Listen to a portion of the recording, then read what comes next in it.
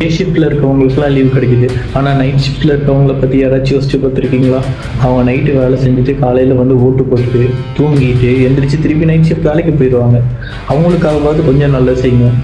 இந்த டைம் எலெக்ஷனில் ஊர் விட்டு ஊர், நாடு விட்டு நாடு, ஏன் காண்டினென்ட் விட்டு காண்டினென்ட்லாம் வந்து ஓட்டு போட்டுட்டு இருக்காங்க.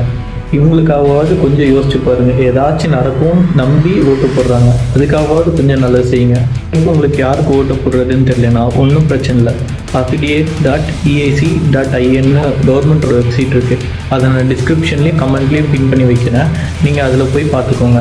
அதில் வந்து கேண்டிடேட்ஸோட டீட்டெயில் இருக்கும். அந்த கேண்டிடேட் டீட்டெயில்ஸில் என்னென்ன இருக்குன்னா, அவங்களோட சொத்து எவ்வளோ, அவங்க மேலே இருக்க கிரிமினல் கேஸ் எவ்வளோ, அவங்க என்னென்னலாம் பண்ணியிருக்காங்க, அவங்ககிட்ட என்ன அசெட் இருக்குது, அவங்க வேறு எதுலெல்லாம் இன்வெஸ்ட் பண்ணியிருக்காங்க, அதெல்லாம் இருக்கும். அந்த கிரிமினல் கேஸஸை ஒருக்கா அனலைஸ் பண்ணி பாருங்கள். அதில் வந்து தப்பாக இருக்க மாதிரி கேஸ் எல்லாம் இருந்துச்சுன்னா அந்த கேண்டிடேட்டை இக்னோர் பண்ணிடுங்க. இல்லை கிரிமினல் கேஸே இல்லாமல் இருக்குன்னா குட், அவங்க வந்து நல்ல கேண்டிடேட் தான், அவங்களுக்கு நீங்கள் பிளைண்டாக ஓட்டு போடலாம். மாற்றம் வேணும், நாடு முன்னேறணும், அந்த மாதிரிலாம் டைலாக் பேசுகிறீங்கன்னா ஃபஸ்ட்டு போய் கேண்டிடேட்டோட அஃபிடேவிட் எடுத்து அதில் பார்த்துட்டு அதுக்கப்புறம் ஓட்டு போடுறதை பற்றி யோசிங்க. ஓகேவா? நான் சில கேண்டிடேட்டோடலாம் பார்த்தேன். அவங்களோட வருஷ சம்பளமே 1 லட்சம் தானாமா. அதை வச்சு 1.5 கோடிக்கு பிஸ்னஸில் இன்வெஸ்ட் பண்ணி வச்சுருக்காங்களாமா. இது இந்த கடைசி 4 வருஷத்தில் 3 அக்கௌண்ட்டில் வந்து 40-50 லட்சம் வச்சுருக்காங்க.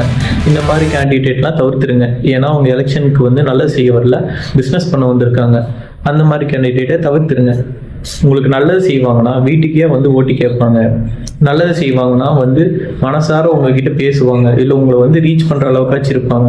உங்களால் அவங்கள ரீச்சே பண்ண முடியாதுன்னா எப்பயுமே ரீச் பண்ண முடியாது. அவங்கள மறக்காமல் தவிர்த்துருங்க. இப்போ சொன்ன மாதிரி தான் எல்லாம் பல கிலோமீட்டர் ட்ராவல் பண்ணி வந்திருக்காங்க. அவங்களுக்காகவாவது இந்த இடம் ரீச்சு கொஞ்சம் நல்லது பண்ணுங்க. யார் ஜெயிச்சாலும். டாட்டா.